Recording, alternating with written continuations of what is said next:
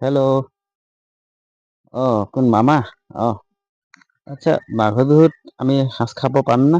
সাজটো দেখা দেখিকৈ খাব পাৰি, ইয়াতে কি বাধা আছে? কথাটো হ'ল যে আমাৰ মানুহে ভাবে যে চৰকাৰে দিছে কাৰণে হুইস্কি ৰাম এইবিলাক দোকানত কিনি খাব পাৰি, সেইটো খালে বেয়া নহয়, কিন্তু সাজ ৰহিটো খালে এইটো বেয়া। কেনেকুৱা কথা? এতিয়া আমি মাঘৰ বিহুত যদি সাঁজ নাখায় যদি কি এইটো লাল হুচকি খালে মানে এইটো কেনেকুৱা হ'ব? আমাৰ পইচা ইমান নাই নহয় মামা। আমিতো সাঁজ খাব লাগিব। আমি মাঘৰ বিহুত সাঁজে খাম বুলি ভাবিছো। আমি ভেলাঘৰত থাকিব পাৰিম নে নোৱাৰিম ৰাতি? 10টা বজালৈকে মানুহে বিহু খাব, এ 10টা বজাত ঘৰত সোমাব, ৰাতিপুৱা এই 6টাত আহি আকৌ মেজি জ্বলাব, এইটোতো নহ'ব। কিন্তু ৰাতি ভেলা ঘৰত থাকিব নালাগে। আনিব লাগিব, এইটোতো সম্ভৱ নহ'ব নহয়।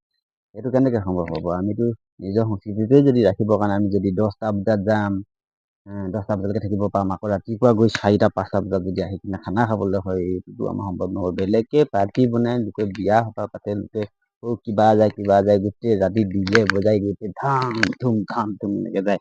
আমাৰ অসমীয়া জাতিখিনি আমি কি লোকৰ কথা মতে চলিব লাগিব নেকি? এইটোতো সম্ভৱ নহ'ব।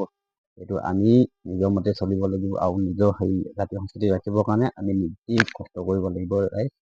আৰু এনেকে বান্ধন কৰিলে আমাৰ বস্তুও চুৰ হ'ব, আমি খাবলৈও নাপাম। সংস্কৃতিটো ৰাখিবৰ কাৰণে যদি এইখিনি পৰিস্থিতি হয় তেতিয়াহ'লে